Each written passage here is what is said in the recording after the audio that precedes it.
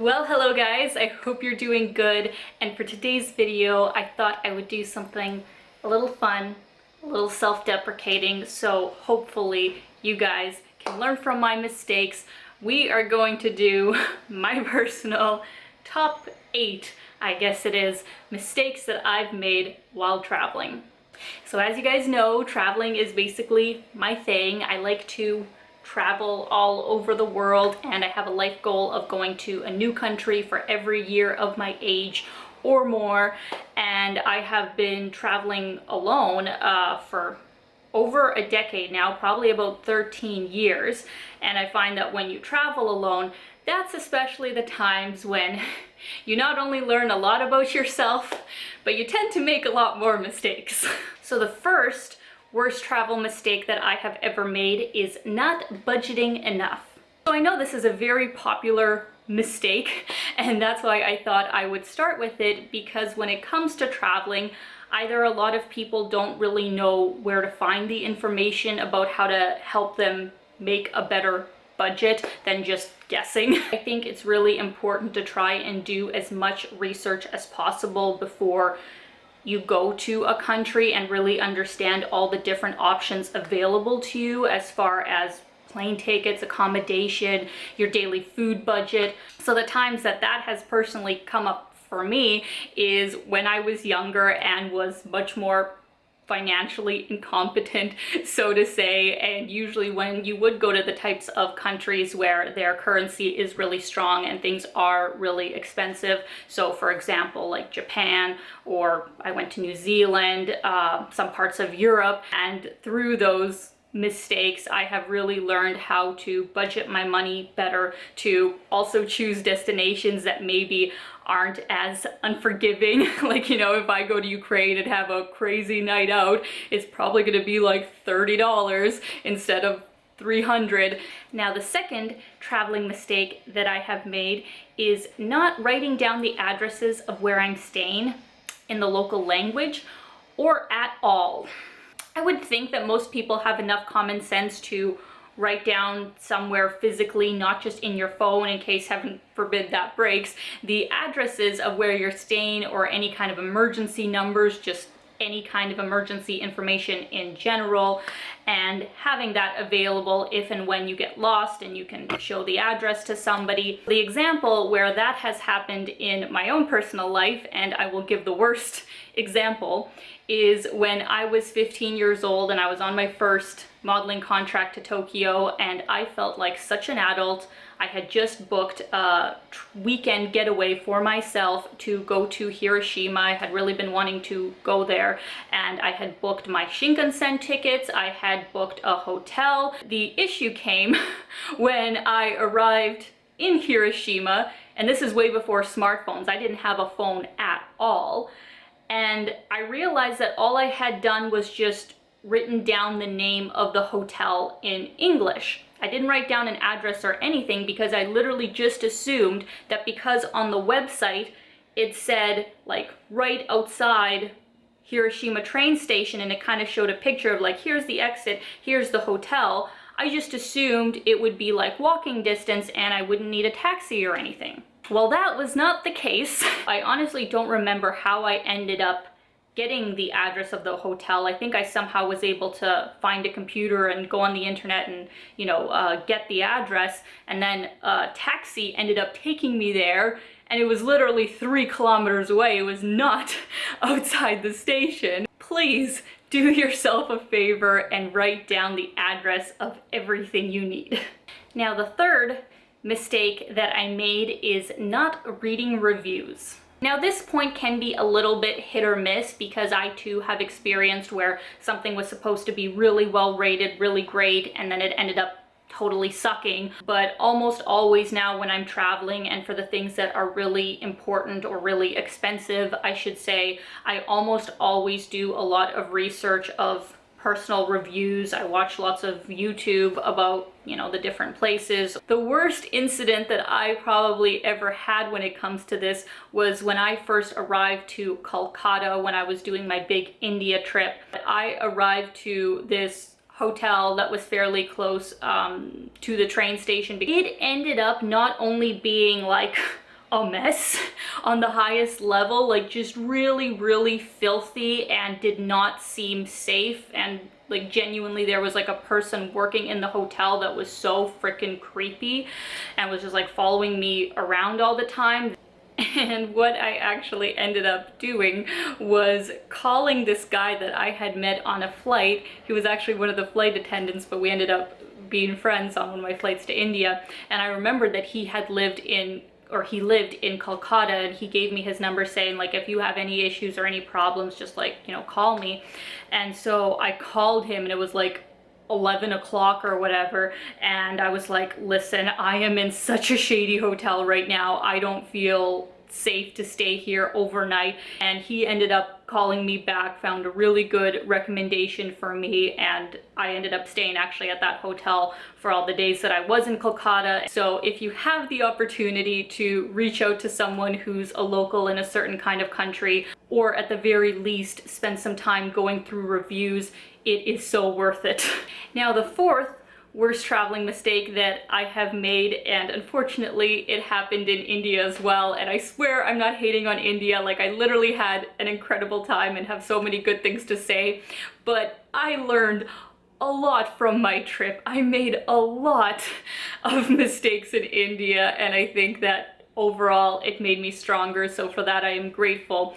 But that brings me to my fourth point, which is to not maybe dye your hair in a foreign country, especially if you have hair that is vastly different than the hair of the local population, because unless they are very experienced in working with that hair type, they might do some very crazy things. I traveled to India, I was 19 years old, and at that time I was like platinum blonde. I ended up doing my research of finding a very well-rated salon. I think we were in Delhi, and a very expensive one for India at that. I told them over the phone, like, this is the situation, are you guys able to do that? And they said, oh yes, like of course, like we have worked with, you know, European hair before, we know what we're doing. And that day basically turned into me crying for 6 hours, because the first time that they ended up bleaching it, and they like bleached the whole thing. I'm shocked that I still had hair on the top of my head, but whatever color that they put on top of it was like a tinge of purple green. So after hours of like arguing with the management and finally having them redo it, which was even more damage to my hair, they finally got it right. So I don't understand why they couldn't have done that the first time. Thankfully, I walked out of there with hair still on my head and somehow magically a good color, but I just would not recommend taking that risk if you don't have to. Now, the fifth mistake that I have made while traveling is paying way too much for accommodation. So when I first started traveling back in the day, there wasn't as many resources available online to kind of teach you how to do it on a budget and be really creative with it. I know some people get really nervous about the concept of Airbnb, of, you know, staying at somebody's house who you don't know and all this kind of stuff, but I personally have had nothing but super positive experiences. It has saved me so much money. So as some of you guys may know, I do always have an Airbnb discount link in my description. If you don't already have an account, I have a code that will get you $45 off your first stay of $95 or more, which is an absolute steal.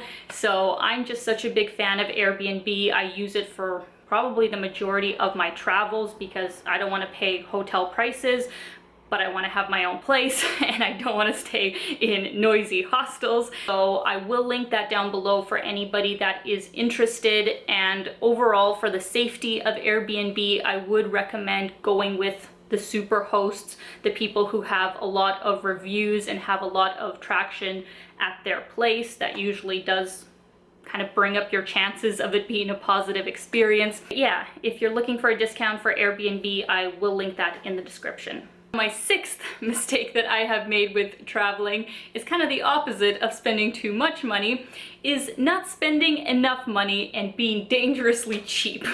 So as I got older and began to kind of get a rush from being able to travel on such a limited budget but still having an amazing time and making it a much more local kind of experience, I did some things that maybe wouldn't be the best idea. One example that really stands out is when I was traveling with my dad, thank God, through Egypt and Jordan, and we were looking for a way to get from Amman to Cairo, and I found in Lonely Planet that they had said there was this ferry that goes between the two countries, and then you would have to take like a bus from that port to Cairo. So the ferry ride itself was actually fine. We didn't have any kinds of issues. It was more so when we arrived in the port in Egypt, went through immigration, that was all fine.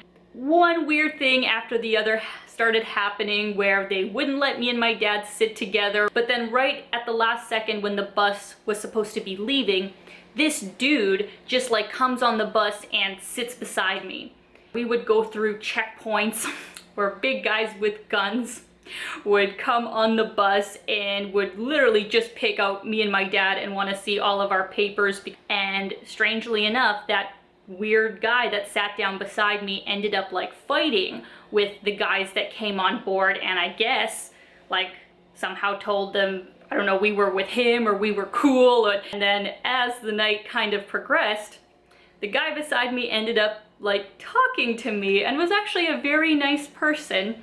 But it ended up being that it was pretty obvious that he worked for some kind of shady organization. Like, I don't know if Egypt has a mafia or what it is.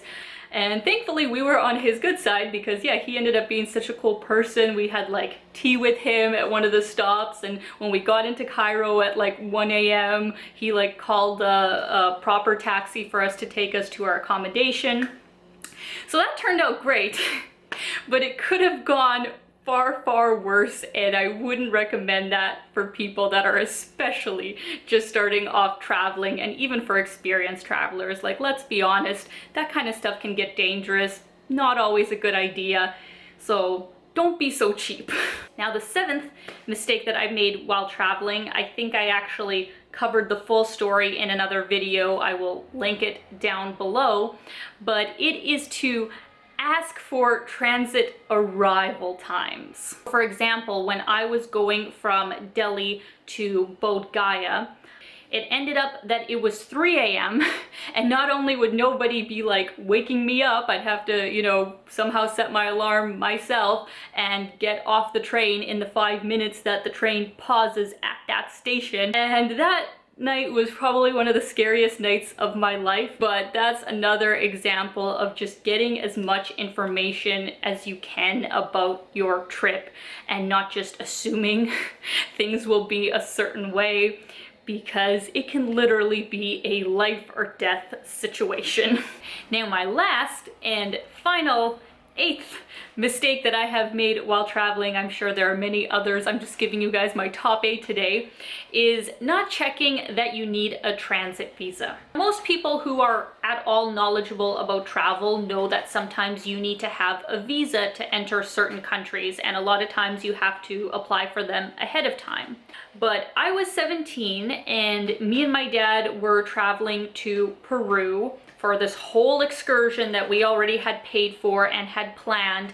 And because I still didn't have my Canadian passport, I still had my Ukrainian one, I really needed a visa for almost everywhere we went. So I got one for Peru, but I didn't know that I would need one for the States. So long story short, it was a complete mess. They basically just said, you can go home because you're not allowed to be here. We will not let you go on to Peru while you are in our country. And I just said that was unacceptable. They let us get away with a waiver visa or something like that. And basically what that meant is not only did we have to pay $500 for that waiver, but we weren't allowed to travel through the States on our way back, meaning that like at least my ticket was absolutely useless. I don't even know how much money my dad had to spend on top of all the things that we already paid for on our trip. Like, it was just such a shame and so unnecessary. Like, even though I take full responsibility that, yeah, it's my fault I didn't check that we needed a transit visa, I just think that it's beyond ridiculous in our specific circumstance for them to do that to us, especially if we paid for the visa waiver, we're allowed to be in the country. Like, at the very least, like, let me fly back when obviously you've come to the conclusion that I'm not a threat. Like, I don't know why they didn't let us at the very least fly back. That's why I thought I would end on this point, because I really don't want anyone to have to go through that.